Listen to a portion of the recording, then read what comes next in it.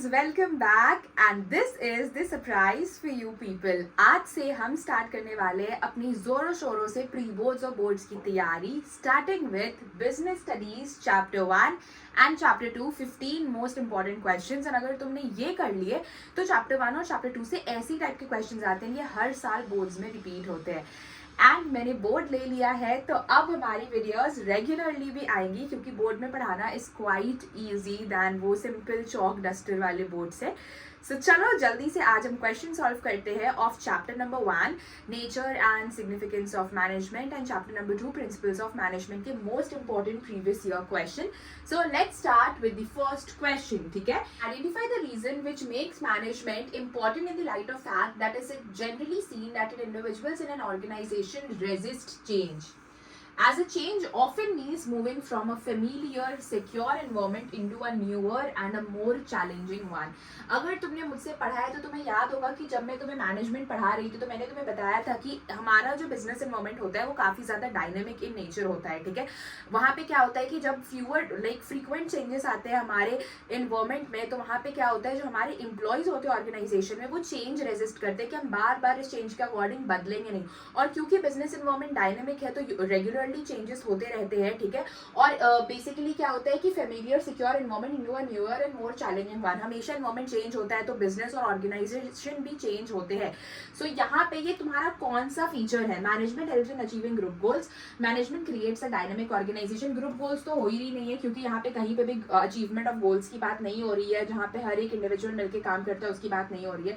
Management creates a dynamic organisation, इसकी बात हो रही है क्योंकि कभी भी ऑर्गेनाइजेशन में चेंज आता है तो वहाँ पे जो एम्प्लॉयज होते हैं वो चेंज रेजिस्ट करते हैं। देखो नीचे पे बताया जा रहा है means moving from a family secure environment into a newer and more environment. तो कहीं ना कहीं ये तुम्हारा management creates a dynamic organisation है कि हमेशा ऑर्गेनाइजेशन चेंज होता है, एक नया एनवायरनमेंट आता है। ठीक है, और उसके बाद क्या होता है, जो एम्प्लॉयज होते हैं वो चेंजेस रेजिस्ट करते हैं बिकॉज ऑफ चेंजिंग एनवायरनमेंट। तो मैनेजमेंट का एक डायनेमिक ऑर्गेनाइजेशन है, जैसा जैसा एनवायरनमेंट बदलेगा वैसा वैसा मैनेजमेंट भी चेंज होगा। मैनेजमेंट इंक्रीजेस एफिशिएंसी, ये तो कहीं से भी नहीं है। और management helps in the development of society, इसकी भी बात कहीं से नहीं हो रही है। तो तुम्हारा करेक्ट ऑप्शन क्या है, B, management creates a dynamic organisation. Come let's do question number 2। Question number 2 क्या है, Ola a mobility platform is in the process of laying off 400 to 500 employees in a move aimed at driving cost efficiency. Which objective of management will the firm not be able to achieve by carrying out this process? अब देखो ये क्या कर रहे हैं, 400 से 500 लोगों को अपनी कंपनी से बाहर निकाल रहे हैं ताकि कॉस्ट एफिशिएंसी हो पाए। अब कौन सा ऑब्जेक्टिव है मैनेजमेंट का जो कि फर्म पूरा नहीं कर पा रहा है। अब देखो वो लोगों को काम से निकाल रहे हैं, तो क्या वो सोशल है? वो सोशल बिल्कुल भी नहीं है, क्योंकि सोशल ऑब्जेक्टिव में हम लोगों के भले के लिए काम करते हैं। ठीक है, तो एफिशिएंसी तो कहीं से भी नहीं है, प्रॉफिट भी नहीं है और सर्वाइवल भी नहीं है। इट इज सोशल ऑब्जेक्टिव, क्योंकि वो फोकस करते हैं कि हम लोगों के भले के लिए काम करें।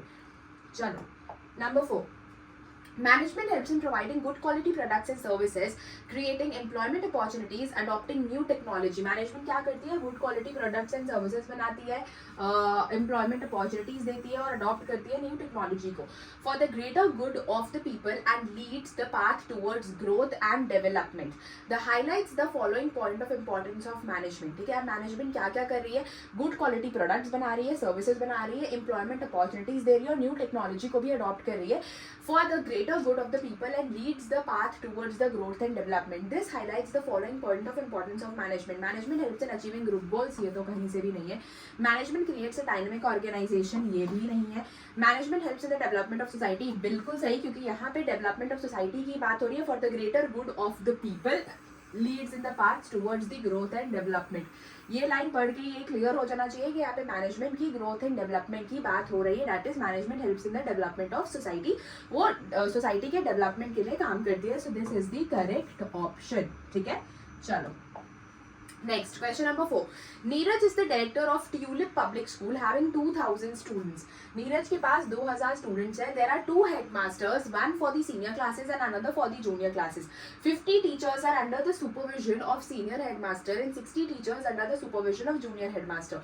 No teacher working under supervision of senior headmaster is happy and satisfied. अब देखो कुछ टीचर सीनियर हेडमास्टर के अंडर है और कुछ टीचर जूनियर हेडमास्टर के अंडर है, तो जो भी टीचर सीनियर हेडमास्टर के अंडर है वो बिल्कुल भी खुश या सेटिस्फाइड नहीं है इनके काम से, which is affecting the result of the senior classes. On the other hand, the teachers working under the supervision of junior headmaster are performing their duties willingly and achieving their objectives. All the teachers were happy and satisfied. The director Neeraj can feel how nicely the junior headmaster was managing his classes. The characteristics of management discussed above. अब यहाँ पे क्या बात हो रही है basically कि एक जगह पे काम सेटिस्फाइड हो रहा है, दूसरी जगह पे काम सेटिस्फाइड नहीं हो रहा है। एक जगह साउंड मैनेजमेंट है, दूसरी जगह it is not a sound management, वहाँ पे कॉन्फ्लिक्ट्स हो रहे हैं। It is a goal oriented process, यहाँ पे कहीं भी गोल की बात नहीं हो रही है, डायनेमिक फंक्शन में नहीं है। It is an intangible force. Intangible force क्या है कि तुम मैनेजमेंट को देख कर परख सकते हो कि क्या वो एक साउंड मैनेजमेंट है या जहाँ पे कॉन्फ्लिक्ट्स हो रहे हैं। तो यहाँ पे तो तुम्हें पता चल गया कि जो लोग सीनियर सुपर मास्टर के अंडर है वो लोग अच्छे से काम नहीं कर रहे, they are not happy and satisfied. वहीं जूनियर के अंडर पे जो है वो लोग हैप्पी और सेटिस्फाइड है। So this is intangible force, it is a continuous process भी नहीं है। चलो नेक्स्ट question number 5. Ashita works in a company where her basic task is to integrate diverse elements and coordinate the activities of different departments. According to the overall objectives of the organization, at which level of management is Ashita working? Ashita क्या कर रही है? Ashita works in a company where her basic task is to integrate diverse elements and coordinate the activities of different departments. Ashita क्या कर रही है? Different departments के activities को coordinate कर रही है according to the overall objectives of the organization. Overall objectives of the organisation की बात हो रही है, और अगर तुमने मुझसे पढ़ा है तो मैंने तुम्हें ये कीवर्ड बताया था कि ओवरऑल ऑब्जेक्टिव्स की बात हो, और जब तुम पूरे ऑर्गेनाइजेशन के एक्टिविटीज को कोऑर्डिनेट करो तो Ashita is working in the top level of management. तुम्हें ऑप्शंस पढ़ने की भी नीड नहीं अगर तुम्हें आंसर आते ना हो। See picture based questions, the elite question of CBSE जो कि ऑलमोस्ट हर साल रिपीट होती ही है कोई ना कोई एक सेट में। Identify the point of significance of management illustrated in the picture. अब देखो यहाँ पे क्या बोल रहा है, together everyone achieve more। यहाँ पे अच्छे से आया नहीं है बट वो वहीं पे बोल रहा है together everyone achieve more as a team। ठीक है, ये लोग एज ए टीम बहुत अच्छे से काम कर रहे हैं। तो ये कौन सा हुआ? Management helps in achieving group goals, management helps in achieving personal objective, ये तो बिल्कुल ही नहीं है। Management helps in development of society, ये भी नहीं है। मैनेजमेंट इंक्रीजेस एफिशिएंसी, ये भी नहीं है। So your correct option is management helps in achieving group goals. I hope तुम्हें अब ऐसे पढ़कर मजा आ रहा होगा। चलो, Project Nani Kali run by Shivam and Sohan Limited was started in 1998 and it is one of the largest programs that enables underprivileged girls to complete 10 years of schooling. The project has impacted the lives of over 5 lakh girls from low income group families across the country. The objective achieved by Shivam and Sohan Limited, अब देखो यहाँ पे क्या हो रही है, लोगों के भले के काम हो रही है। लड़कियों को 5 लाख गर्ल्स को बहुत अच्छा फाइनेंशियल सपोर्ट किया गया है, जो कि अंडर प्रिविलेज्ड गर्ल्स थी, ठीक है, उनको स्कूलिंग दिया गया है। ठीक है, सो बेसिकली यहाँ पे लोगों की भलाई के लिए काम हो रही है। So which objective? Social objective, organisational objective नहीं है। सोशल ऑब्जेक्टिव में ही हम लोगों की डेवलपमेंट के लिए काम करते हैं, वो लोग की भलाई के लिए काम करते हैं। पर्सनल भी नहीं है और बोथ ए एंड सी भी नहीं है। Social objective is the correct answer. Next, read the following statements, assertion A and reason R. Choose the correct alternative from the those given below. Assertion: management is concerned with efficient use of resources. हाँ, ये बात सही है, management को चाहिए कि वो efficient use of resources करे, रिसोर्सेज ज्यादा बर्बाद नहीं हो। ठीक है, और रीजन क्या बोल रहा है? Management for management both efficiency and effectiveness needs to be balanced alternatives. Efficiency and effectiveness need to be balanced. अब देखो, असर्शन भी सही है, ठीक है, और रीजन में भी जो बोल रहा है कि मैनेजमेंट के लिए एफिशिएंसी और इफेक्टिवनेस दोनों बैलेंस होनी चाहिए, ये बात भी सही है। तो देखो, असर्शन अपने जगह पे सही है, रीजन अपने जगह पे सही है, दोनों एक दूसरे को मैच नहीं कर रहे हैं। A and R are true, reason is the correct explanation of A है ही नहीं, क्योंकि देखो रीजन एक असर्शन को एक्सप्लेन नहीं कर रहा है। Both assertion and reason are true and reason is not the correct explanation of assertion. ये correct है। क्यों correct है? क्योंकि देखो assertion भी सही है, reason भी सही है, but reason कहीं से भी assertion को justify नहीं कर रहा है, दोनों अपने अपने जगह पे बात कर रहे हैं। So assertion is also true, reason is also true, but reason is not the correct explanation of assertion. From the following, which is not a relevant feature of management as science? Principles are based on the basis of experimentations, ये तो correct है. Systematized body of knowledge, ये भी correct है. Based on practice and creativity, universal validity भी correct है. ये सारे तुम्हारे science के principles है. Question क्या बोल रहा है? Not a relevant feature. ये मत एग्जाम में हड़बड़ में पढ़कर आ जाना कि रेलेवेंट फीचर क्या है. नॉट बोल रहा है मतलब कि साइंस का कौन सा फीचर नहीं है. तो ये वाला जो तुम्हारा फीचर है based on practice and creativity, ये तुम्हारा किसके अंदर आता है? आर्ट के अंदर, management as art. So this is not the correct feature. बाकी तुम्हारे जो ये सब है, ये सब तुम्हारे साइंस के ही फीचर है. Okay, I hope it is clear.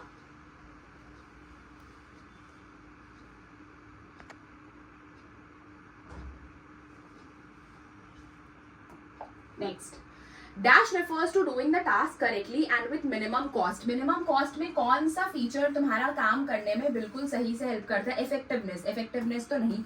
यहाँ पे बेसिकली हम क्या देखते हैं कि टाइम पे काम कंप्लीट हो, कोऑर्डिनेशन नहीं, प्रोसेस भी नहीं. Efficiency is the correct answer क्योंकि हम यहाँ पे कॉस्ट देखते हैं कि हमारा कॉस्ट जितना से जितना कम हो पाए. तो यहाँ पे तुम्हारा करेक्ट आंसर क्या आ जाएगा? एफिशिएंसी. चलो नेक्स्ट क्या है? The newly appointed production manager of Sahib limited, a firm manufacturing toys, mister Ahrawat, notice that the workers in the factory were not giving their best as physical conditions. ठीक है, यहाँ पे जो वर्कर है वो बेस्ट नहीं दे रहे हैं. Physical conditions in the factory were not good. ठीक है, he conducted an experiment to see the effect of improvement. तो उन्होंने क्या किया? एक एक्सपेरिमेंट कंडक्ट किया. ऐसी लाइंस अंडरलाइन कर लिया करो, तुम्हें कीवर्ड्स पता लगते रहेंगे. In the physical conditions in the factory on the performance of the workers by providing adequate ventilation and water facilities, he observed that the fatigue level of the workers reduced. अब देखो क्या हुआ कि workers पहले अच्छे से काम नहीं कर रहे थे, फिर उन्होंने एक एक्सपेरिमेंट कंडक्ट किया और उन्हें ये पता चला कि जब उन्हें हम एडुकेट वेंटिलेशन और वाटर फैसिलिटीज हमने दिया तो वो फिर अच्छे से काम करना स्टार्ट कर दिए. He observe that the fatigue level, और उनका फटीग लेवल भी कम हो गया. सो उन्होंने जब ये काम एक्सपेरिमेंट को करते हुए पर कहा कि उन्हें प्रॉपर वेंटिलेशन और वाटर फैसिलिटीज नहीं दी जा रही थी, तब वो खराब काम कर रहे थे. जब उन्हें हम ये चीज उन्हें मिल गई, that is adequate ventilation and water facilities, तब वो अच्छा काम करने लगे और उनका फटीग लेवल भी रिड्यूस हो गया. The nature of management being highlighted. कौन सा नेचर ऑफ मैनेजमेंट है? Management as science, management as profession, management as art, both A and C. Management as profession तो कहीं से नहीं है, मैनेजमेंट एज आर्ट भी नहीं है और बोथ ए एंड सी भी नहीं है. ये है मैनेजमेंट एज साइंस, क्योंकि यहाँ पे तुम एक्सपेरिमेंट कंडक्ट कर रहे हो और कभी भी एक्सपेरिमेंट कंडक्ट करते हैं वो क्या होता है? मैनेजमेंट एज साइंस होता है. सो तुम्हें छोटे छोटे कीवर्ड्स पकड़ने हैं जो कि मैं तुम्हें यहाँ सिखाते सिखाते समझा भी दे रही हूँ कि तुम कैसे केस स्टडीज करोगे. If there is a fixed place for everything and it is present there, fixed place बोल दिया जा रहा है. क्या बोला जा रहा है? Fixed place for everything and it is present there, then there will be no hindrance in the activities of business और factory. The principle of management that is highlighted in the above statement. Discipline, no. Order, बिल्कुल correct, क्योंकि अगर order की बात हो रही है, order का मतलब क्या होता है? Fixed place. अब यहाँ पे तुम्हारे दो तरीके के ऑर्डर्स होते हैं, वो भी तुम पढ़कर आए हो. ठीक है, यूनिटी ऑफ डायरेक्शन भी नहीं होगा और स्पिरिटी कॉर्प्स भी नहीं होगा. Order is the correct answer क्योंकि फिक्स प्लेस की बात हो रही है. Next, question number 13. The purpose of the principle of unity of command is that it avoids dual subordination. It subordinates individual interest to organizational interest. ये तो कहीं से भी नहीं है. It promotes a team spirit of unity and harmony among employees. ये भी नहीं है. It concentrates decision making authority at the top level. ये भी नहीं है. कमांड, यूनिटी ऑफ कमांड क्या बोलते हैं कि तुम्हें एक टाइम पे एक ही एम्प्लॉइज, एक ही बॉस से, अपने एक ही सुपीरियर से इंस्ट्रक्शंस लेने हैं. तुम 10 सुपीरियर्स के बात नहीं सुनोगे. सो ये क्या करता है? ये डुअल सबऑर्डिनेशन को अवॉइड करता है. एंड ये जो लाइन है तुम्हारी डुअल सबऑर्डिनेशन, ये एनसीईआरटी की लाइन है. एंड जब मैंने तुम्हें ये अपने लेक्चर्स में पढ़ाया था तो ये भी पढ़ाया था कि यूनिटी ऑफ कमांड हमेशा डुअल सबऑर्डिनेशन को अवॉइड करता है. डुअल सबऑर्डिनेशन मतलब एक टाइम पे तुम 2 सुपीरियर से कमांड्स नहीं लोगे. You have to only listen to 1 superior, 1 boss, 1 time. Okay, चलो next. This is your second last question. इसके बाद एक और क्वेश्चन है और फिर तुम्हारी छुट्टी. The management should not close its ears to any constructive suggestions made by the employees, but reward them for their suggestions, which results in substantial reduction. अब मैनेजमेंट क्या कर, मैनेजमेंट को कभी भी अपने कान नहीं बंद करने चाहिए to any constructive suggestions made by the employees. मतलब कभी भी employees अगर कोई भी suggestions दे ठीक है। तो मैनेजमेंट को वो सजेशन सुनने चाहिए। मैनेजमेंट एम्प्लॉय को कभी नहीं बोल सकती है कि तुम आकर के सजेशंस नहीं दोगे, मैनेजमेंट को वो सजेशंस हमेशा सुनने हैं। ओके चलो, but reward them for the suggestion which results in substantial reduction in cost, which principle of scientific management, अब देखो प्रिंसिपल बोल रहे हैं, प्रिंसिपल और टेक्निक में कंफ्यूज नहीं होना है, is discussed in the above statement. Science not rule of thumb ये नहीं है, हार्मनी नॉट डिस्कार्ड भी नहीं है, कोऑपरेशन नॉट इंडिविजुअलिज्म ये बिल्कुल है, क्योंकि देखो कभी भी हमें कोऑपरेशन के थ्रू काम करना है, इंडिविजुअलिज्म के थ्रू काम नहीं करना। और एम्प्लॉय कभी भी कोई सजेशन दे तो उसे ओपन आर्म्स के साथ वेलकम करना है, ना कि एम्प्लॉयज को भगा देना है। तो ये जो तुम्हारा कीवर्ड है in not into any constructive suggestions, ये तुम्हारा कीवर्ड है बेसिकली कोऑपरेशन नॉट इंडिविजुअलिज्म का। Development of each and every person to his or her greatest efficiency and prosperity ये भी नहीं है। चलो नेक्स्ट, Ashok Industries Limited is a company manufacturing components for automobile industries. In this company, standards have been set for every manufacturing activity. अब देखो standard set करने की बात की जा रही है हर एक मैन्युफैक्चरिंग एक्टिविटी की। तो अगर तुम आधा ही पढ़ोगे तो तुम्हें पता चल जाएगा कि ये स्टैंडर्डाइजेशन एंड सिंप्लीफिकेशन है, क्योंकि हम यहीं पे स्टैंडर्ड सेट करते हैं और काम को बहुत सिंप्लीफाइड फॉर्म में करते हैं। जो डबल स्टैंडर्ड्स के काम होते हैं, जैसे कि जो एक काम डबल बार किया जाए, उनको अवॉइड करते हैं, ठीक है। सो आधा पढ़ के तुम्हें पता चल रहा है, बट क्वेश्चन हमेशा पूरा पढ़ा करो, क्योंकि क्वेश्चन लास्ट में बदल भी जाता है। सो कभी 2 लाइन पढ़ के आंसर नहीं किया जाता है। Including standardisation of process, raw materials, time, product, machinery and methods which must be adhered to during production. This has been done to bring excellence in quality of materials produce. यहाँ तक तो तुम्हें पता चल रहा है कि स्टैंडर्डाइजेशन की ही बात हो रही है। The foreman of the company Mehra has designed the jobs of the worker in such a manner that unnecessary movements, यहाँ से देखो, that unnecessary movements are eliminated and it takes less time to complete the jobs। यहाँ पे क्या बात हो गई कि unnecessary movements को eliminate किया जा रहा है ताकि काम तुम्हारा टाइमली कंप्लीट हो गए। अब तुम ये पार्ट देखोगे तो यहाँ पे तुम्हारी किसकी बात हो गई, मोशन स्टडी की। मोशन स्टडी में ही ना हम unnecessary movements को एलिमिनेट करते हैं, ठीक है। तो अब चलो मोशन स्टडी की भी बात हो रही है। He has also scientifically analyzed the duration and frequency of rest intervals। Duration and frequency भी आ गया rest intervals का। ये किसकी बात हो गई, फटीग स्टडी की, जहाँ पे हम एम्प्लॉयज के ड्यूरेशन और रेस्ट इंटरवल्स को देखते हैं और उसके अकॉर्डिंग उन्हें ब्रेक्स देते हैं। That should be provided to the workers in the factory so that they can regain stamina and work efficiently. Out of the following which techniques of scientific management has not, क्या बोला जा रहा है, not been discussed in the above paragraph. ये बोला जा रहा है कि ये पूरे केस स्टडी में कौन सा साइंटिफिक मैनेजमेंट का बेसिकली टेक्निक है, टेक्निक जो कि इस पूरे केस स्टडी में डिस्कस नहीं किया गया। तो देखो मोशन स्टडी भी बोल दिया गया, स्टैंडर्डाइजेशन भी बोल दिया गया, फटीग भी बोल दिया गया, तो बचा कौन सा, मेथड स्टडी।